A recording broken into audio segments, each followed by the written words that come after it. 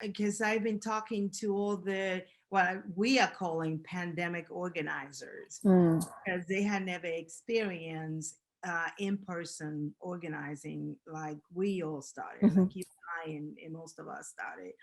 And when I talk to them, I sense a disconnect between uh, what they believe organizing to be and what that can bring for their lives. And I think that people who are new and who have used this mean of communication to enter into this profession, to enter into this space, um, have not had the blessing of sitting in a sitting in the porch of an 80-year-old lady who introduces you to Kringles and coffee, and who tells you this beautiful story about her life in Poland, and and points out to different things in her porch and things in her house that defines her, and that have giving her joy through this difficult journey of leaving her family, of leaving her home, sometimes just learning a different language, or and being in a different culture. And so I feel like um, they haven't quite had that joy and internalize what a blessing it is to be in relationship with people and in a way that you would never forget them ever. They will always stay in your hearts and minds.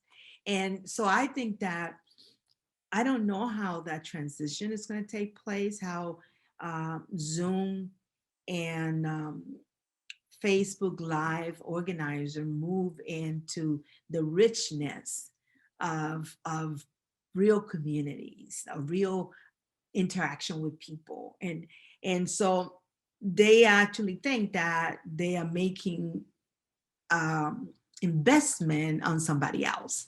And I think what I have learned in the last almost 40 years of being in this ministry, is that a lot of people are just making investment in you.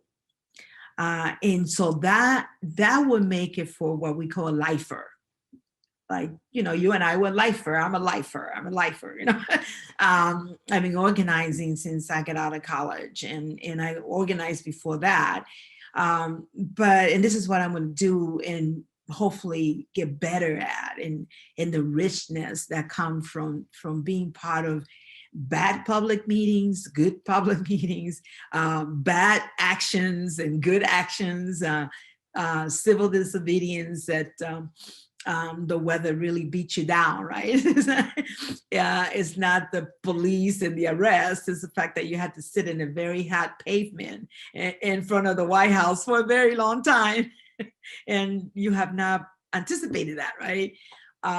Or you're sitting and blocking a street with children, and the sky decide to open up, really decide to open up, and then you find out that you need the people around you just to hold on to you, so the water won't take you away. That is real, and those are experiences that the new organizers in the last year and a half, they haven't had. And so I hope that when this pandemic allow us to get back into spaces with each other, that they really courageously make the opportunities to hear the stories, to look into people's eyes, to look at their faces, and to see that when they're telling their stories, it's like their whole body is changing. And people tell the story, they get stronger. And you can see people getting stronger right in front of you, and you with them.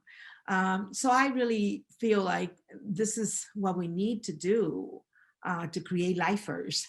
So because I already turned 63, so I can continue to be supportive, but I'm not going to be in the front row and for forever. So we need these new organizers to be exposed to the blessing of building relationships across race and class and geography.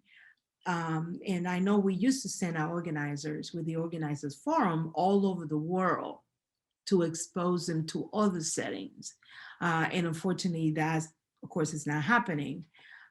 So our organizers, we need to create opportunities for them to be in diverse communities, to expose to different models. Because I think the model in South Africa could not be what I did in Milwaukee, cannot be what I did in Racine, but it actually led me to a passion to build wisdom. So when you get exposed to different things, I think you bring back that richness into the work.